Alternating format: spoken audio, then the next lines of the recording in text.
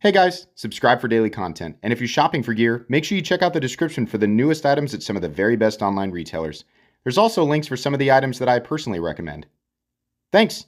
What's going on YouTube? Metal Complex here, and welcome to this week's episode of The Knife Guy. So what are we talking about today? So today, it's something that I hear said periodically, not all the time, but something that I hear said is, it's one of those things where it's easier to complain than to see the bright side. That's the way it is, right? That's the way it is with life in general, whether you've had a rough go of it, or if your life is pretty good. I mean, if it's just the same thing over and over and over and over again, it starts to get easier to be critical. It starts to be easier to, not see the good side in things, and it's harder to see what's good.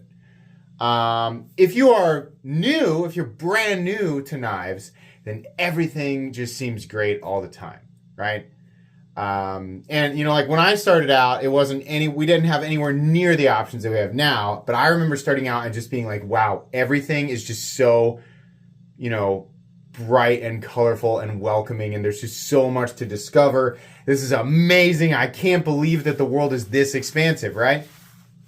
And while it is larger now, I mean, people kind of who are stumbling into the knife world for the first time, right? That's how it appears to them, right? It's timing and perspective and all that. But it's good. My point is it's really awesome, and there's a lot to discover, and everything just seems like so amazing all the time, right? I envy people who are starting out, because it really, this is how you start out. First off, you end up, the typical internet person pays attention to something for 10 seconds and then automatically criticizes it because they don't understand it. You go from that, right? You go from being a dumb little sour pickle to being like, actually, wow, okay, the people who decide to actually look further into something more than 10 seconds of, something, or look at a picture of something. They start to look into it and oh, wow, there is more to it. Okay, well, maybe I'll, look around a little bit. And this is that's the part that I'm so envious of. I wish I could go back and do that, because that's so much fun to just be like, oh wow, look at all this. This is crazy, right? I could never afford that, but I mean, that's cool to know it exists. And then you start looking into other things, right? Yeah, I envy that. That was really fun. And then if you get really into it, finding the next thing, scratching that itch, and finding the next thing that just blows your mind, those experiences are fewer and further between. No one has a different experience. We all have the same experience, more or less. If you have been collecting, buying, selling, trading knives, if you have gone down the enthusiast collector route, we've all done the same thing. It's all the same type of right. If initially it's like, holy moly, everything's awesome, and then I don't know about this or this, but wow, look at this, right? You kind of that medium, and then you sort of get towards, I'm not going to say the end, because it's not the end, but as time progresses, those wow moments are fewer and further between. People like to be like, I'm a seasoned enthusiast and I'm not easily impressed. Nothing impresses me anymore. Okay, yeah, that doesn't make you special. It just means that you've been here for a while and you're now part of a group of, still hundreds of thousands of people who have experienced exactly the same thing. Everybody's looking for that next, wow knife. And it's harder to find because you have experienced so much. But it's like I've said in previous episodes of The Knife Guy, no matter how much you've experienced, you've only experienced 1% of what's actually out there, right? A lot of people are going to look at this next part of this, what I'm about to say. They're going to be like, man, this dude is so into Diablo 4 right now. He will think of any excuse to talk about it. All right, maybe you're right. But I was sitting there playing, and I'm approaching the end game, right? Which is actually the start of a whole new, if you're playing it, then right? The end game is the actual game. And as in the beginning of playing Diablo, and it doesn't have to be Diablo, it could be anything, right? If you've played an RPG of any type, right? Maybe you haven't, but I would venture to guess that the majority of the people watching have played some type of progressive game where you start and you're just an idiot, squishy goofball with you got a wiffle bat, you got a pair of socks, and you got some underwear made of wicker, right? You're level 1, right? And you go along. Pretty much anything is an upgrade. Anything you find is an upgrade to your character. Oh, great, thank God. All I had was socks, or you find a leather cap. That's an upgrade.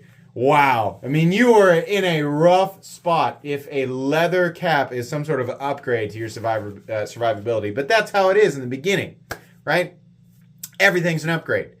And as time goes on, you're still finding them at a good pace, but not as often, right? It takes a little bit more of a special thing, right? And then as the game further progresses, you're not upgrading unless it's something spectacular. There's really good stuff dropping all over the place, right? You behead some giant monster mecha war pig thing, and he drops a ton of it. Wow! Right? And you're like, I already got, my stuff's better. I don't need any of that. Yeah. So you're not gonna, it's not just that it is a special thing, right? It's not like if you're playing Diablo 4, it's not just that it's a legendary. I already got a bunch of legendaries. It needs to be a really special legendary to get me to drop this and start to use this, right? But if you play those types of games, then if you hold out, just general probability, general RNG dictates that eventually you will find an upgrade. You will find that thing that is better than the thing that you already had, at least in your, right? I mean, like in Diablo, it's kind of a little different because it's all based on stats, right? But in reality, we're talking about finding knives that you have to pay for that are everything that you have always appreciated, plus additional elements that make you like them more, right? So upgrade, right? Don't try to dissect this analogy. Don't try to take it apart and be like, well, actually, listen, it doesn't make sense. I understand what you're trying to do, but shut up, right? Just imagine a cartoon drawing of me slapping you just full on in the face with a canoe paddle. Mid-explanation, mid-contradiction. No, this is, it's very, very true, right? At least the way that I see it in my head. Finding these things, it's fewer and further between. But when people say, like, they insinuate that they've seen so much, right? Or they say, I may not have physically experienced as much, but I watch your channel and there's nothing here that really, that's one thing. Looking at it through a rectangle and thinking that you've got all the info, there's a whole nother universe to physically experiencing something. So many times I've thought, I don't think I would like that. And then I handle it and I'm like, oh my gosh, not only do I like it, this thing is blowing my brain apart. And I'm not talking about 7 or 8 times. I'm talking about hundreds of times this has happened. I've realized that my stupid tiny little brain back then, when I said this, when I said, I saw that, I watched the video and I don't think I'd like it. My stupid, dumb, tiny little brain had no idea. It was just dumb, just brainwaves, dumb neurons firing out and doing absolutely nothing, wasting time thinking. I was using energy to think something that I had no idea about. Total waste of time. Can't get that time back, actually. I wasted those neurons on incredibly stupid thoughts, only to be contradicted not once, not twice, but like a couple hundred times. You'd think I'd figure out, like, maybe I should just not think that initially because I keep being wrong about it, right? And it's not just me, it's anybody, right? Anybody who has ever said that, right? I mean, it's like, okay, let's say there's at least one knife that will prove you wrong, but it's not really. It's not just one. There's a million, right? There's a bajillion. You don't even know. As soon as you handle it and experience it, it actually can turn your whole world upside down. It can be something that you thought you wouldn't even care about, and it turns into your favorite thing ever. What's the point? What's the point you're trying to make? My point is that anybody who's ever said, I've just gone so long, and this does happen. I see this periodically. I'm at the point now where I just can't, like, nothing impresses me. I feel like, the knife world is oversaturated and just everything is so overpriced and like, no, there's no new innovation and there's no, like you get to the point where you believe that what you've experienced, which is nothing. Me even, somebody who handles literally like 18 new knives a week, right? You get to a point where you think like there's nothing else. There's nothing's ever going to impress you and your woe is me and there's so many things to complain about, right?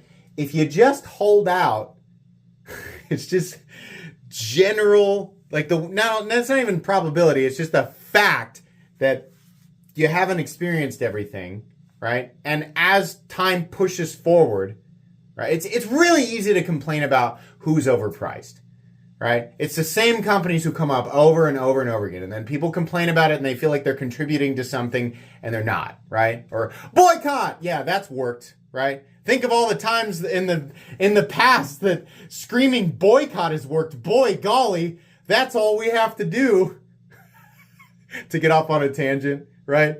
Gosh, there are so many times that everybody yelling boycott has definitely worked and the company has definitely brought their prices down. You're wasting your time. It's way too easy to complain about who's overpriced, right? But when we have companies who are massively pushing prices up, and I know people are going to aggressively miss the point. I know that you guys are going to think, oh, here's an opportunity to complain again about the same thing that everybody... Don't do it. Don't bother with it.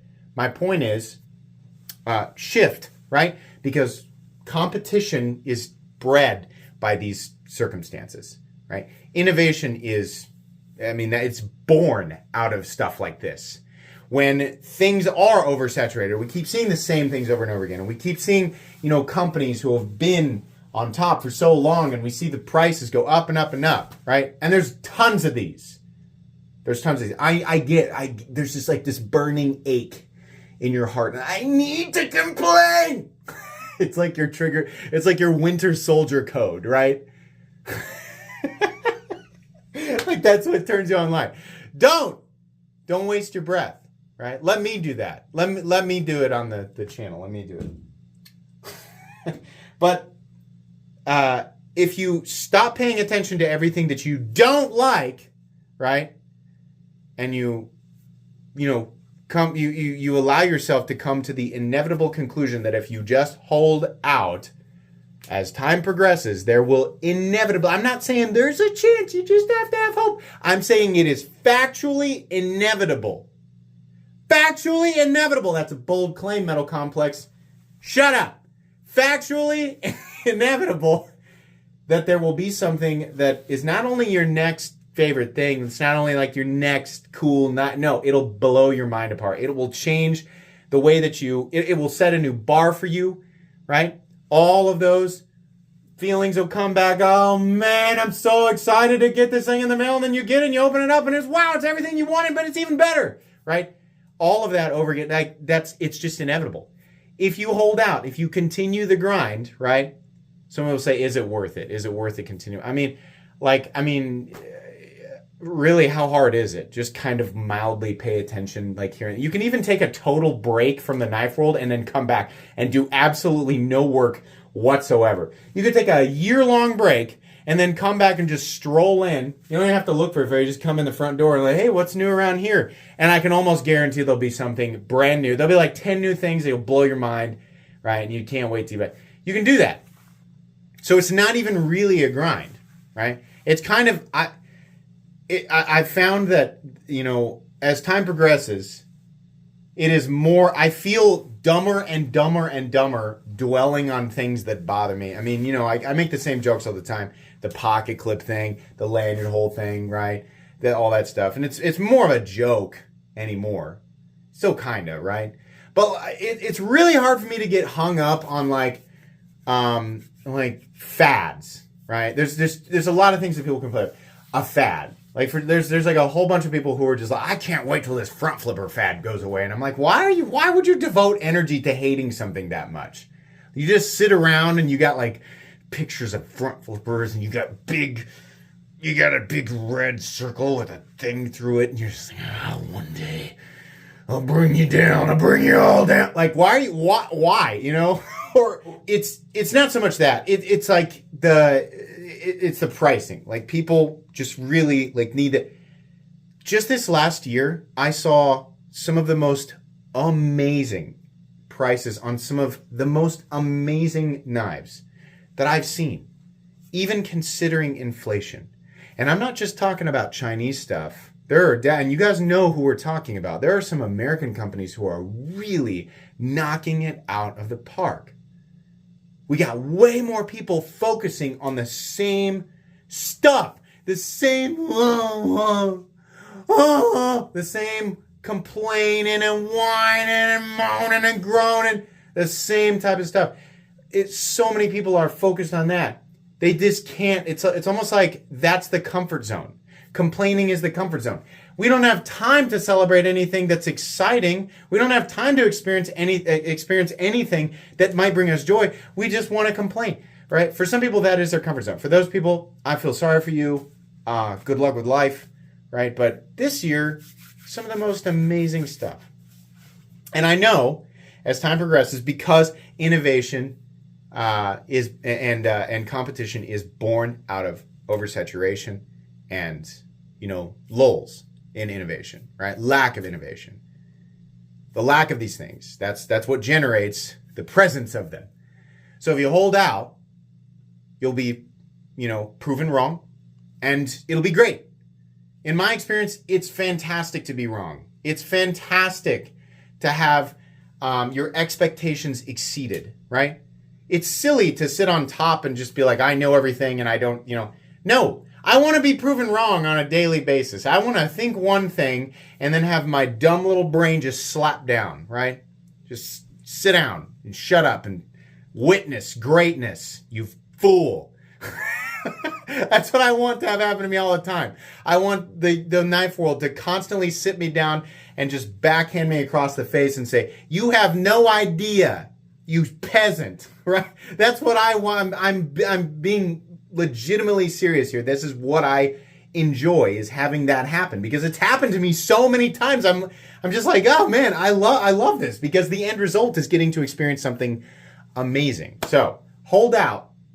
The next great thing is right around the corner. No matter how long, whatever your journey is, those of us who have been here for a while are on the same journey. We get it, right? But don't think it's over. Don't think, and I think a lot of people might get the wrong message from this, right? It's leading into summer, so this is kind of the annual lull, right? And then after Blade Show, there's a lot that happens. And different people have different opinions on that, but generally speaking, this is how it goes. So this is when I start to see, there's whining year round, but this is when I really start to see a lot of whining, right? So that's where this is coming from. Anyways, I hope you guys enjoyed this episode of the Knife Guy. Let me know what you think. Leave your comments down below. Please make sure to follow me on Instagram at metal_complex. If you enjoyed this video, leave a like. If you'd like to check out my other content, I do, of course, have lots of videos of knives that are either expensive or inexpensive that I do or don't like, so check those out. And if you enjoy all my content, go ahead and click on that Metal Complex logo right there and subscribe, because there's definitely more coming. Thanks again for watching, everybody, and have a great day.